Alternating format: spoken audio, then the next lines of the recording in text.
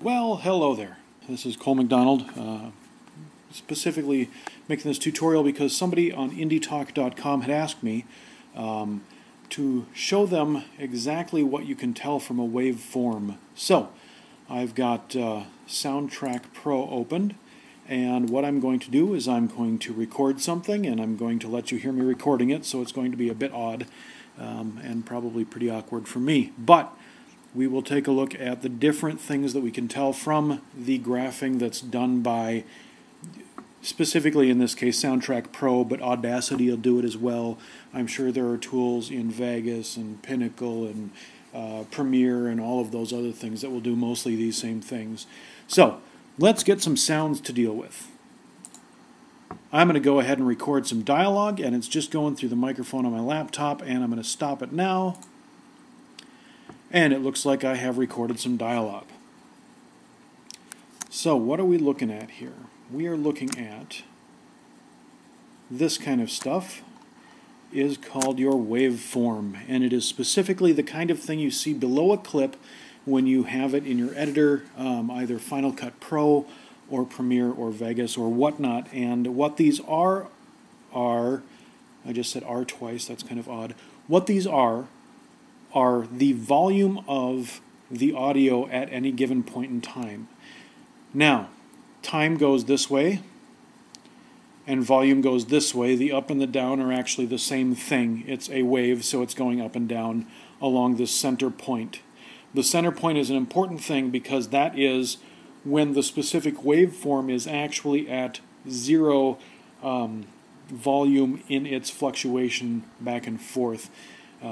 Recorded sound is recorded by moving an element and recording the electricity that moving that through a magnet generates using inductance, magnetic inductance, the same way that electric motor goes the other way, and the way that a generator generates electricity.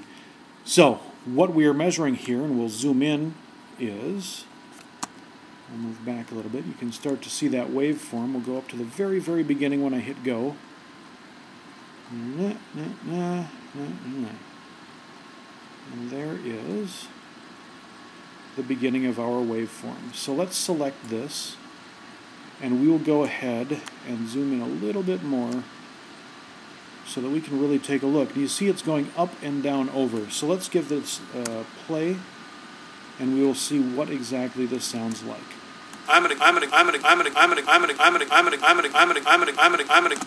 Okay, and now that is really annoying. However, this is the kind of thing that when you're editing dialogue, we will take a look at and do a lot. It's like bad 80s rap. Okay, so what we see is we see a spike at the beginning of a word. Chords. Specifically, this is a really, really dense waveform, which means it is a harder sound, but because it's not as tall, it's going to be a slightly quieter sound, and that is the C at the beginning. Chords. So we can actually chords. See chord and some, the C and the S, and this is probably re right here. And records some. Yep, and these words blend together a little bit. So these would be hard to separate, but I can absolutely separate out the word chord. Chord. But the D to the S transition is a little harder to manage because they blend together really closely. Here you can see this almost comes down to zero here, and so that's dialogue. So these are the things you're looking for. Specifically, this initial spike will be the beginning of something. If it's a drum beat, that's where that beat will be. If you are taking music and extending it by taking a phrase of music, a couple of beats, and making it longer, you can actually use this to line up the next one by overlapping them. If it is a constant rhythm, if you overlap these directly, you can actually turn it into a beat. If you would take that phrase, let's do this. Let's copy that out. And we will make a new audio file, mono, OK. And I'm going to go to the beginning here and paste, and paste, and paste, and paste. So now if we play that... Dialogue, dialogue, dialogue, dialogue, dialogue, dialogue, dialogue, dialogue. So we got a nice steady even beat, and you can see that they each start here. So if we can take this, and if we want to, say, take that beat and move it up to here, we can cut it out of there. And if we move the head right to that beat, which we can do by zooming in, and you can see the very, very beginning here, and then we paste, we should get a decent approximation of those three.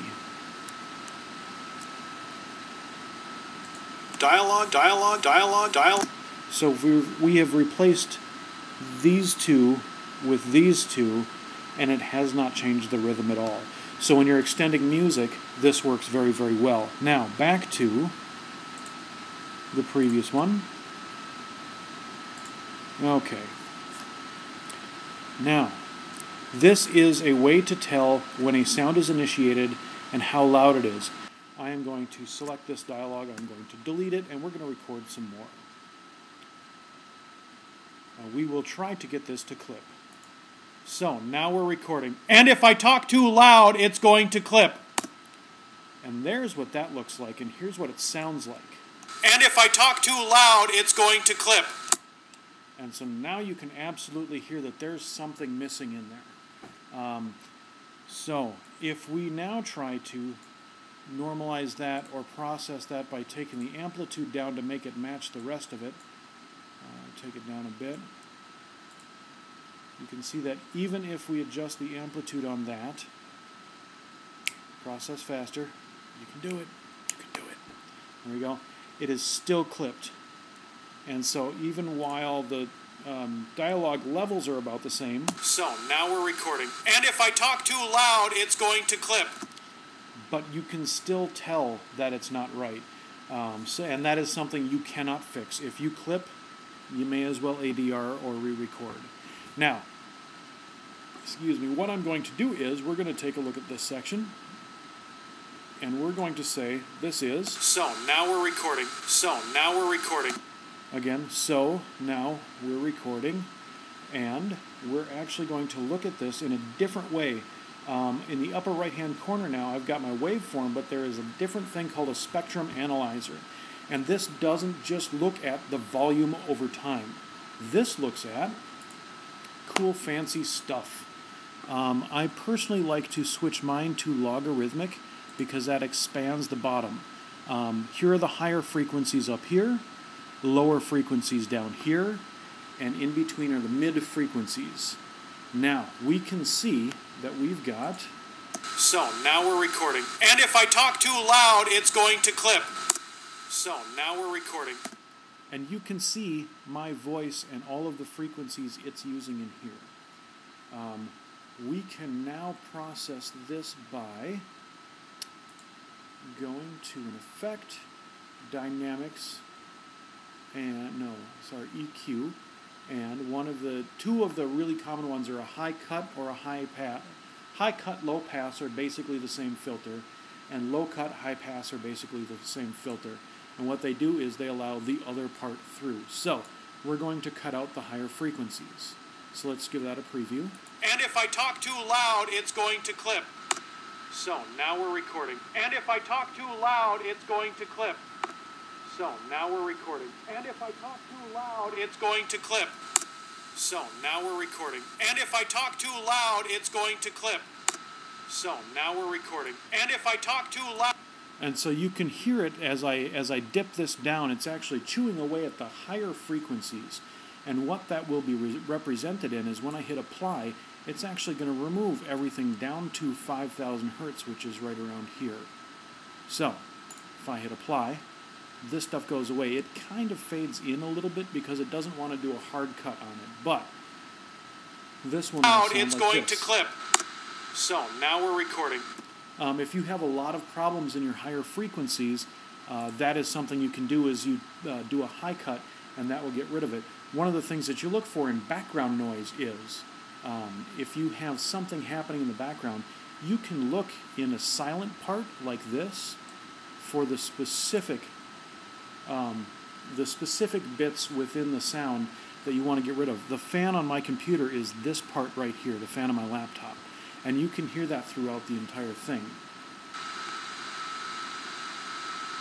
Now it spreads out across the entire frequency because it's a fan. However, the primary portion is this. And one of the neatest things with this is that you can take a selection of just that middle bit. And actually, that's the wrong way to do it. Let's do it the way that you do it in any other program. Effects, EQ, and what's called a notch filter or a parametric EQ. Where is the... Oh, I'll take that guy. So we're looking right around, it's in between 1,000 and 2,000, and here's how we do it. We take a frequency that is between 1,000 and 2,000. There we go. We start playing. Let's actually select this and just play this portion. Alright, so what we're doing is we're going to bump that up as high as we can. We want as little of it as we can. This Q factor, this is actually a really bad way to show this. I'm going to find the other one. There is another one here. And that is that parametric EQ? Yes, where you can see what's going on. I have a better one. I swear I do.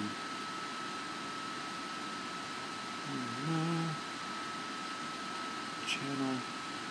Where's the pretty one? I have a pretty one. Graphic EQ. No. Parametric EQ. I guess we're just going to have to use this one. Alright. So we hit play. And we know that we want to hit somewhere around there. So the Q value is how wide this is. We want it as narrow as possible. We want the gain up as high as possible. And you can see what that's doing. And we're just going to scrub a little bit.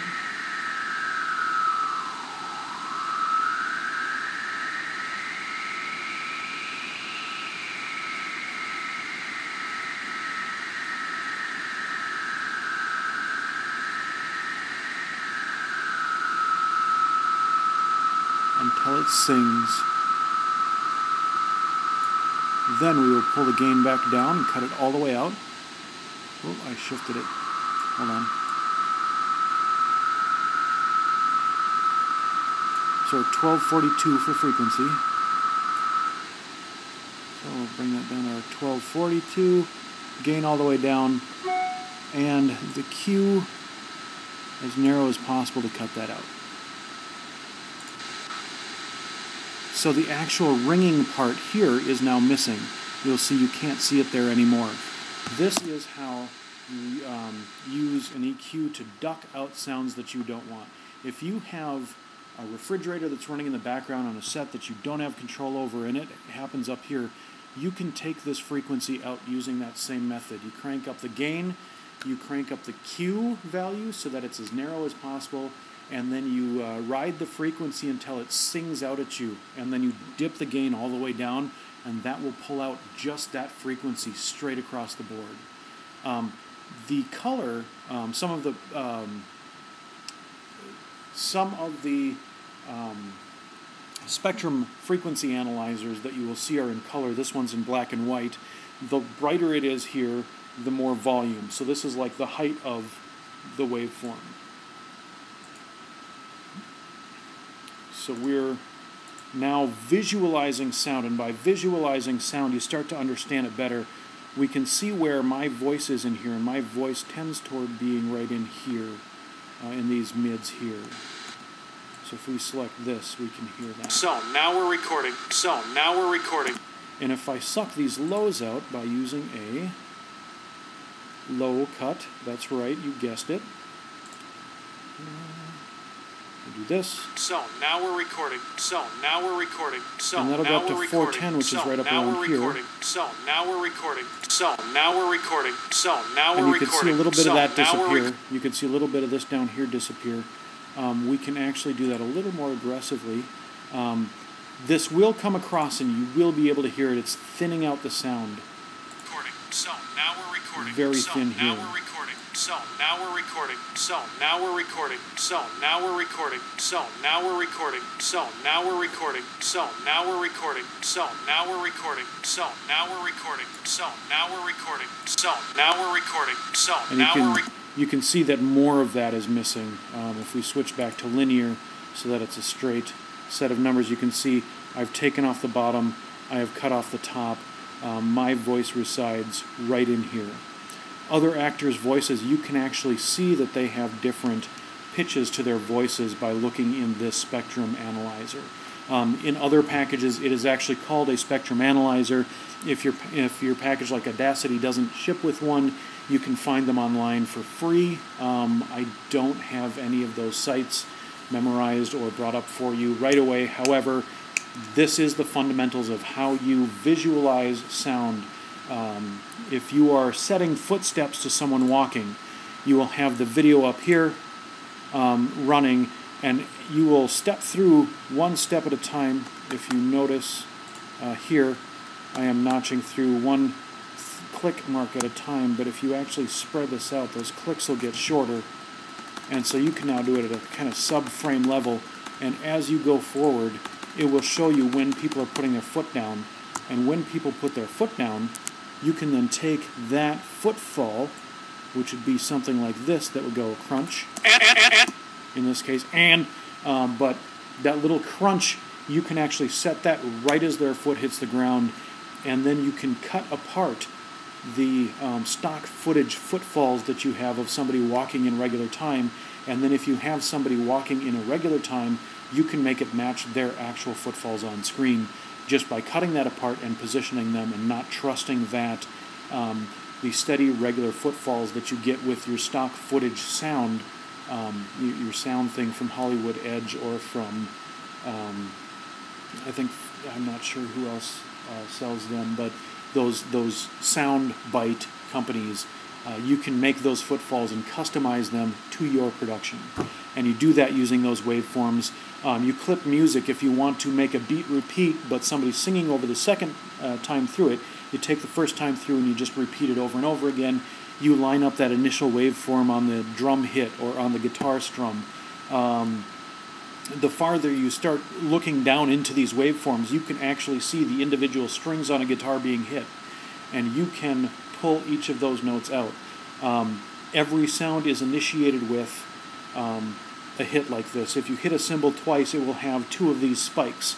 You can cover up the second hit with something else, and it won't sound wrong because that first sound stopped the way it was supposed to because it was hit and interrupted by the second one. So you can actually start digging into this, playing around with it, which I encourage you to do because you will never get this just from watching a video. So go ahead and play with this, have fun, learn it, live it, love it, and we'll see you on the next one, and we'll figure out what that one's going to be. Bye.